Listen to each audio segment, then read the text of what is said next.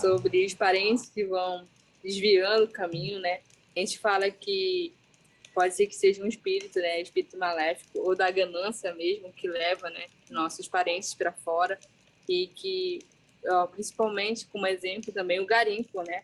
Muitos de nossos parentes vão trabalhar no garimpo e a gente tem essa perca na comunidade, essa perca na aldeia. E ele também está deixando não só a família dele, mas está deixando também a identidade dele aqui, que vai deixando para trás, né?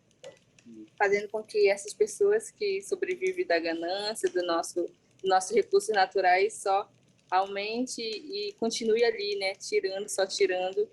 E a nossa luta é ao contrário, né? Nossa luta é super contrária de tudo aquilo que eles estão fazendo ali.